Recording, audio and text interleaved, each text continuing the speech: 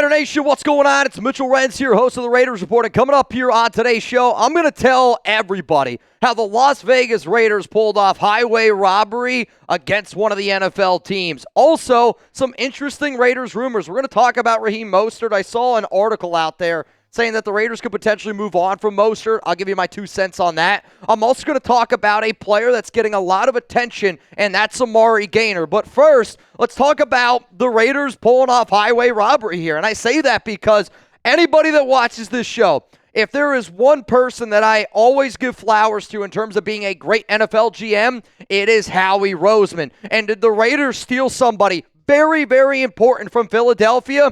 Yes, they did. This one's for just win, babies. Believe it, baby. I would have talked about this yesterday on the show, but Alex and I, we had our wedding walkthrough, so I wasn't able to get to it. So I knew that I had to be able to talk about it because this was a move when the Raiders made it. I was really, really fired up about it. The Raiders hired former Eagles Senior Director of College Scouting, Anthony Patch, and he's going to be the Raiders' new senior personnel executive. He was considered Howie Roseman's right-hand man, and I get it. Some of you might know who Anthony Patch is. Some of you guys might not know who Patch is, but the way that I would look at this is you got to look at what Philadelphia Eagles players, what Philadelphia Eagles fans, what the Philadelphia Eagles media is saying about the Raiders stealing Anthony Patch, because when you take somebody really important away from an organization, it does. It leaves a rippling effect throughout that organization. So here's what Philly Voice had to say on Anthony Patch. The Eagles are known as one of the best teams at finding talent in the NFL draft. Most of the credit, deservingly, goes to Howie Roseman, the team's executive vice president of football operations and general manager, who has the final call on all draft picks and personnel decisions. But as Eagles head coach Nick Sirianni likes to say, you can't be great without the greatness of others, and one of the Roseman's greatest draft assets has left the organization. Anthony Patch, the Eagles' longest tenured scouting staff member, is leaving the team for a senior personnel executive role with the Las Vegas Raiders. Since 2016, Patch had served as the Eagles' senior director of college scouting and was arguably Roseman's most reliable scouting source. It wasn't uncommon to see Patch seated alongside Roseman and the team chairman Jeffrey Lurie in photos or in broadcasts whenever the ESPN or NFL Network cameras cut over to the team's war room during the draft. So what we have seen the Raiders do all offseason is say, you know what, I'm going to cherry pick people from other organizations and I'm going to bring them here to this organization. I know how devastated a lot of us were when the Raiders weren't unable to get, a guy like Ben Johnson. Sitting where I'm sitting at now, I'm okay with us missing out on Ben because the staff that this Raiders team has been able to build over the past month, 2-3 months, we're not giving it enough credit. So now you go out and you get Anthony Patch, somebody who helped the Philadelphia Eagles win 2 Super Bowls. But what do we know about this regime? They love relationships. They value relationships. And Anthony Patch worked with John Spytek from 2005 to 2009 as a scout with the Philadelphia Eagles. I mean, this is a dude that's been a part of that Philly organization for the past 24 years, y'all. 24 years, Howie Roseman's right-hand man. So this is what I'm going to say, man. I want y'all to hit that like button right now because the Raiders continuously, time and time again, are showing that they are operating like a smart franchise this offseason. I always say, when you're playing chess and everybody else is playing checkers, John Spytek is continuously showing everybody that he's playing some chess out there. And I don't know if we're going to be able to say checkmate, but I hope that we are able to do that someday with Anthony Patch and ultimately win a Super Bowl. Let's go to the next story here on the Raiders Report. And could the Las Vegas Raiders cut Raheem Moster? I'm going to give you my answer on this, and this is a style of show that I used to do way, way back in the days. If you've been a part of the Chucky Head days, you're going to love today's show. But we're going to tell you whether or not the Raiders are going to cut Raheem Mostert, and I'm going to tell you who thinks that the Raiders are going to do it. But first, huge shout out to our sponsor here, Prize Picks, and they are America's #1 daily fantasy sports app out there. And I'm telling you this, I can't wait to show you what I just did on More and Less, because I want you to download the app today, use code CLNS, and you're going to be able to get $50 instantly after you play your first $5 lineup. Springtime, it's here, and baseball season is officially underway. I do love baseball, and I don't want you to miss your chance to add your favorite players from the diamond in your Prize Picks lineup. Whether it's strikeouts, RBIs, first inning runs, take your pick of more or less for your shot to win up to 2,000 times your cash today. On PrizePicks, you can mix and match player projections also from different sports. Combine your favorite players, from basketball, hockey, esports. All you got to do is sign up today, get $50 instantly when you play $5. You don't even need to win to receive the $50 bonus. It's guaranteed. So here's a lineup that I did over the weekend, and I wanted to be able to show you guys. And this is the season-long, more or less, on PrizePicks for the Las Vegas Raiders. I also threw in Joe Burrow in here because you can't just take players from just one team and one team only. You got to switch it up a little bit. But this is a $20 lineup for the ability to win $370. Geno Smith, I took the more on 3,650 passing yards. Ashton Genty, more than 1,050 rushing yards. Brock Bowers, 4.5 receiving touchdowns. Give me the more on that. Max Crosby, 11.25 sacks. Give me the more on that. Joe Burrow, all they did is build that offense, 4,195 passing yards. Give me the more on that. If all 5 of those things happen, I'm going to be able to turn $20 into $370 and put it in my pocket. So download the app today. Use code CLNS to get $50 instantly after you play your first $5 lineup. If you're also trying to run your game all season long, it's PrizePicks. That link's going to be available to y'all down in the comments, down in the description of today's show. I'm feeling pretty damn confident that I'm going to be $370 richer by the end of the season. Let's go. Could the Las Vegas Raiders cut Raheem Moster? No. 0 just win, babies. Tuck rule, tuck that.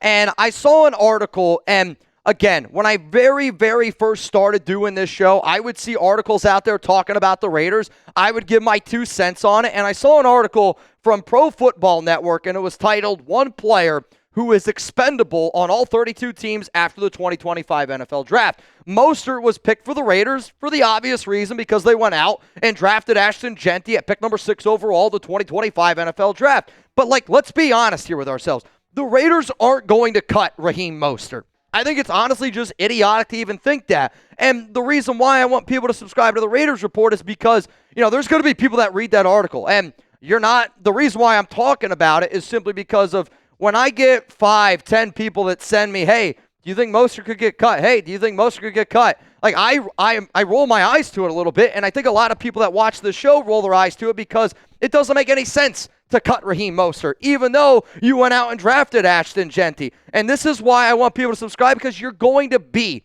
a smarter Raiders fan. In today's day and age, there's a lot of stuff that gets put out there on the internet, and believe me, people are always yelling, clickbait, clickbait, clickbait. And there is a lot of clickbait out on the internet.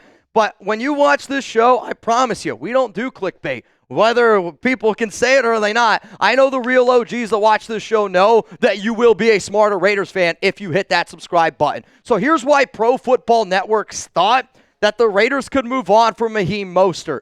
All that leaves the rest of the backfield is an uncertain state. The Raiders still have Zamir White, while Sincere McCormick showed promise in a cameo starting role at the end of 2024. Las Vegas also signed Raheem Mostert to a 1-year deal in free agency before they could have known they'd be landing Genty. While running back was a need even after Mostert's arrival, the veteran could be the logical candidate to be moved. The 33-year-old hasn't played on special teams much in a year, with 112 special team snaps over the last 5 seasons combined. McCormick showed enough promise that he shouldn't be phased out of the offense completely, but there will be scant touches behind Genty. If the Raiders feel comfortable with Genty and McCormick as a young duo capable of soaking up the backfield snaps, Mostert could be moved to a team that needs an upgrade as its running back too.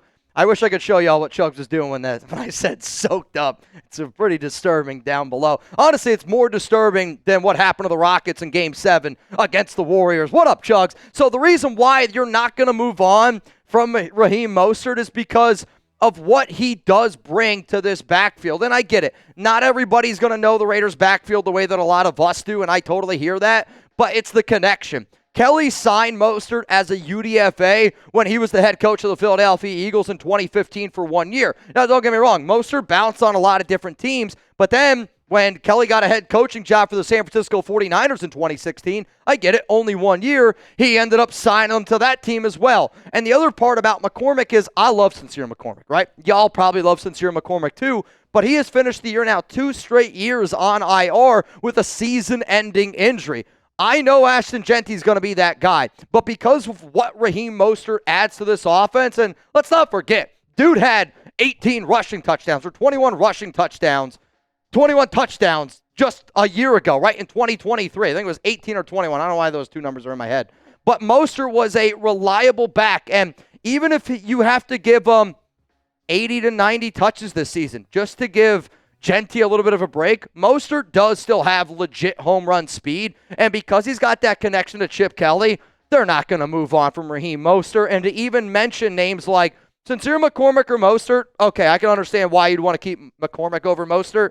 To keep Zamir White over Mostert, though, come on, man. It's not going to happen. Let's go to the final story here on today's show, and as Amari Gainer impressing coaches on the nation, we'll just say, yeah, man, he's already impressing everybody. This one's for Just Win, babies. Believe it, baby. And for people that have watched the show for a while, I can confidently say that I feel like I have been the number one person on the Amari Gainer hype train, and I've been on this hype train for quite some time. But it's also because of what I was told by a player that, y'all love very, very near and dear to your heart. But Gainer is already impressing the coaches, other players, and I'll just say the important people that Amari Gainer needs to impress, they're noticing the time, the effort, and just the product that's being put out there. Pete Carroll loves guys who compete. And the fact that Gainer is going to be somebody that goes out there and competes every single day, whether it's special teams, whether it's defense, that holds a lot of value to Spytek and Carroll. But let's not get it twisted. I bet y'all have seen the amount of hype around Amari Gainer probably in the last week. What about the amount of hype that's been around there the last 2 weeks? When I hear things like I did around Gainer, and again, if you're subscribed, you know that we've been talking about Gainer being a sleeper for probably a month and a half now at this point, maybe 2 months. So now when you start hearing it even more, right leading up to Raiders rookie minicamp, that tells me where that smoke was 2 months ago, we're about to see some fire here in May. And one of my favorite quotes that I always think about, and again, we're going to show AP. Shout out to AP. I know he's not the head coach here anymore, but Antonio Pierce said something about Amari Gainer that is forever stuck in my brain, and this quote will matter to some way, shape, or form to Pete Carroll because these are the type of players this regime is looking for. So this is what AP had to say about Amari Gainer after that last preseason game last offseason.